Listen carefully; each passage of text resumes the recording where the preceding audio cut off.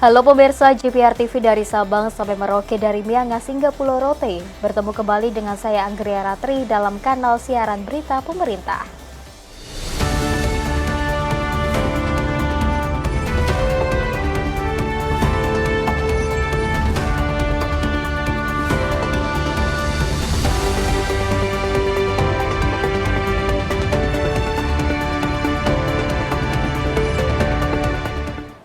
Kita ke informasi yang pertama pemirsa, Presiden Prabowo Subianto melakukan kunjungan kerja perdananya ke Merauke, Papua Selatan. Kunjungan kerja ini untuk melihat secara langsung program strategis nasional ketahanan pangan dan pemberdayaan masyarakat di daerah Merauke.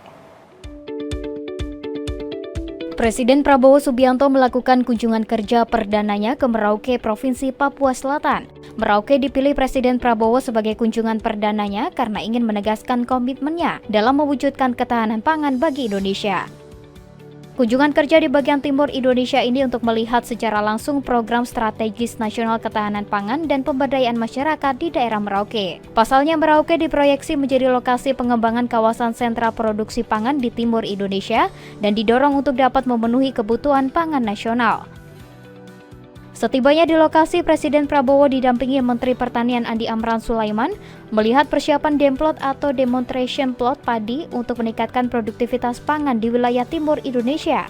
Demplot padi diharapkan menjadi percontohan bagi para petani lokal dengan teknik pertanian yang dapat meningkatkan hasil panen dan kualitas padi. Selain itu, Presiden Prabowo juga menyaksikan secara langsung proses pengolahan lahan dan tabur dolomit untuk menetralkan keasaman tanah, memperbaiki struktur tanah dan meningkatkan ketersediaan unsur hara.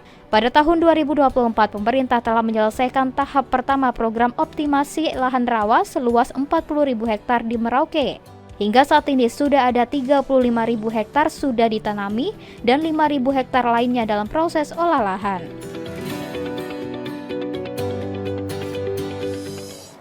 Pemirsa, Menteri Koordinator Bidang Perekonomian Erlangga Hartarto menggelar rapat koordinasi terbatas bersama 7 menteri dalam lingkup Kemenko Perekonomian. Rapat ini sebagai upaya meningkatkan koordinasi kebijakan serta program kerja prioritas jangka pendek di bidang perekonomian.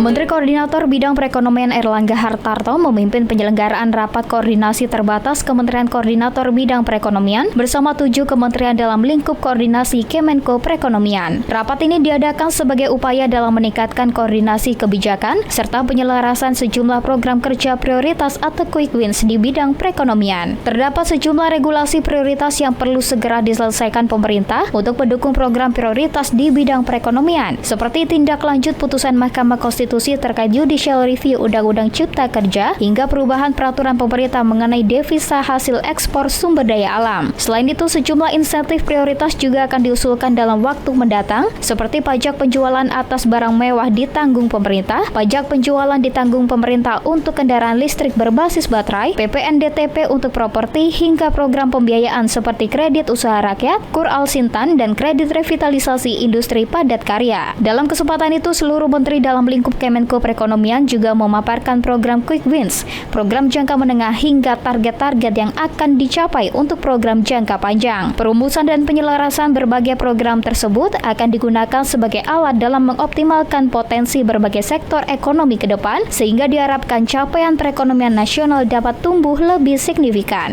Beberapa insentif prioritas yang sedang berjalan diusulkan untuk dilanjutkan ke tahun depan, dan ini akan segera dibahas juga dengan Kementerian Keuangan, yaitu terkait dengan PPN ditanggung pemerintah, PPN DTP, PPN BM maupun PPN DTP untuk kendaraan bermotor berbasis listrik dan mobil berbasis listrik.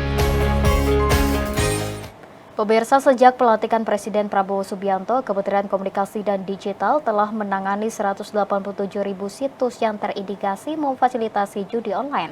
Penanganan ini merupakan kinerja pemutusan akses situs judi online terbanyak dalam rentang waktu 10 hari kerja Mutia Hafid sebagai Menteri Komunikasi dan Digital periode 2024-2029.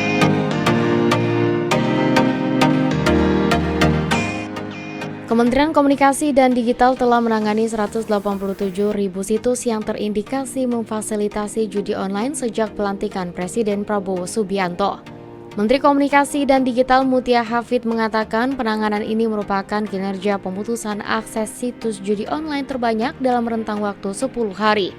Dalam pertemuan dengan Presiden Prabowo, Menteri Mutia mengaku mendapatkan dukungan penuh untuk menuntaskan kasus perjudian online di Indonesia. Sebagai langkah proaktif, Kementerian Komdiji terus meningkatkan pengawasan situs terindikasi judi online dan memperbanyak program pembinaan untuk pegawai.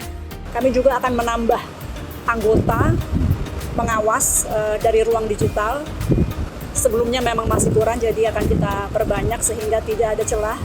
Mudah-mudahan atau paling tidak kita persempit terus celah-celah kepada mereka yang ingin melakukan kejahatan-kejahatan di dunia maya termasuk judi online. Melalui instruksi Menteri Komunikasi dan Digital nomor 2 tahun 2024 terkait upaya mendukung penegakan pemberantasan judi online di lingkungan Kementerian Komunikasi dan Digital, dalam instruksi Menteri tersebut, Menkomdiji menginstruksikan seluruh pegawai Kemkomdiji untuk melaksanakan dan menaati Fakta Integritas tentang pemberantasan kegiatan perjudian daring yang berisi penolakan segala bentuk aktivitas perjudian daring baik di dalam maupun luar kedinasan yang telah ditandatangani oleh para pegawai sejak Juli 2024. Bahkan dalam instruksi tersebut ditegaskan larangan pegawai Kemkomdiji untuk berkomunikasi, mempengaruhi dan mendistribusikan segala bentuk aktivitas dan muatan perjudian online.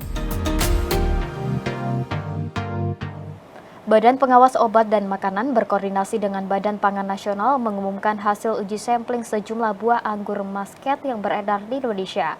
Dari hasil pengujian sampel dari wilayah menunjukkan hasil tidak terdeteksi adanya residu pestisida chlorpyrifos atau tidak ada senyawa berbahaya.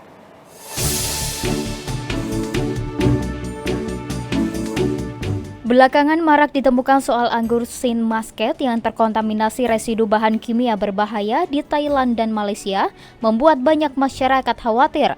Menanggapi hal ini, Badan Pengawas Obat dan Makanan Republik Indonesia berkoordinasi dengan Badan Pangan Nasional dan Badan Karantina Indonesia untuk melakukan serangkaian tindak lanjut meliputi penelusuran kebenaran pemberitaan yang beredar, pengambilan sampel dan pengujian laboratorium. Dari hasil pengujian sampel dari wilayah Jabodetabek, Bandung dan Bandar Lampung yang dilakukan Laboratorium Pusat Pengembangan Pengujian Obat dan Makanan Nasional BPOM dengan parameter uji residu pestisida chlorpyrifos menggunakan metode gas kromatografi tandem mass spectrometry menunjukkan hasil tidak terdeteksi adanya residu pestisida chlorpyrifos. Demi menjaga konsumen tetap aman dalam mengkonsumsi anggur muscat, Kepala Bappenas Arief Prasetyo mengimbau kepada masyarakat untuk memilah dan memilih sebelum membeli buah serta memastikan pangan yang akan dikonsumsi kualitasnya aman dan bermutu.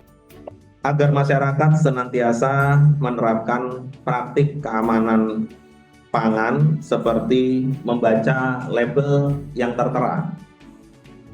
Pilih komoditas yang memiliki izin edar dan teliti sebelum membeli, sehingga masyarakat semakin teredukasi mengenai pentingnya keamanan pangan. Di kesempatan yang sama, Kepala BPOM Taruna Ikrar juga mengingatkan pelaku usaha termasuk importir, distributor, dan pengecer untuk selalu mematuhi peraturan atau standar keamanan pangan yang telah ditetapkan, serta menjaga dan memastikan agar pangan yang diedarkan aman untuk dikonsumsi masyarakat. Pelaku usaha yang tidak mematuhi peraturan dan standar, kami juga bisa melakukan penindakan.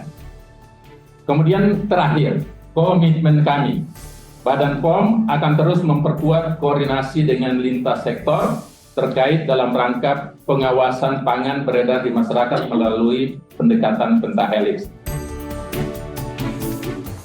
Pemirsa, kami akan segera kembali dengan informasi lainnya, tetaplah bersama kami.